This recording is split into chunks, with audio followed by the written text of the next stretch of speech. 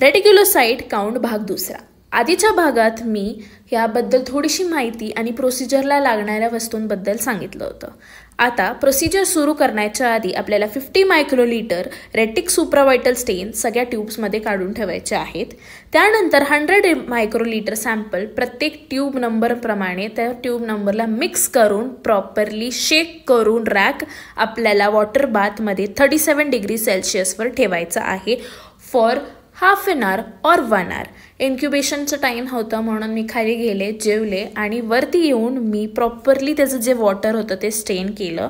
स्टेन केल्यानंतर मला आता ह्या स्लाइड्स बनवायच्या आहेत। प्रत्येक सॅम्पलच्या proper tongue shape thick slides असतात आपल्याला, तर त्याच्यासाठी आपल्याला क्लीन स्लाइड्स लागतील, क्लीन विदाउट एनी खडबुडं, a proper smooth slider.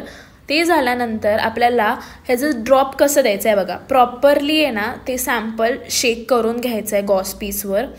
Tip of the corner of the स्लाइडरने आपल्याला ते सॅम्पल असं घ्यायचं आहे। घेतल्यानंतर एक मिडल मार्क असतो तिथं तो प्लेस करायचा आहे, जस्ट लाईक आपण PBS करतो तसंच आपल्याला हे जी स्लाइड बनवायची आहे। पण हे जी स्लाइड थोडीशी थिक बनते म्हणून ह्याचा ड्रॉप पण आपल्याला एकाच झटक्यातच घ्यावा लागतो। तर ह्याचे स्लाइड झाल्यानंतर आपण हॉट एअर ओव्हनमध्ये ह्याला नुसतं सेकंड्स 2 to 3 सेकंड्स आपल्याला ठेवतो। ते झाल्यानंतर मी ह्याला प्रॉपरली कलेक्ट केलं, स्लाइड बॉक्समध्ये टाकलं आणि खाली OPDमध्ये ह्याचं एक्झामिनेशन होणार होतं कारण की ह्यांची खूप गडबड चालली होती। तर मी एक्झामिनेशन भाग तिसऱ्यामध्ये सांगेल, तर त्याच्यासाठी मला माझ्या चॅनलला लाईक, शेअर, सबस्क्राईब करा आणि असंच भरपूर प्रेम देत राहा। धन्यवाद।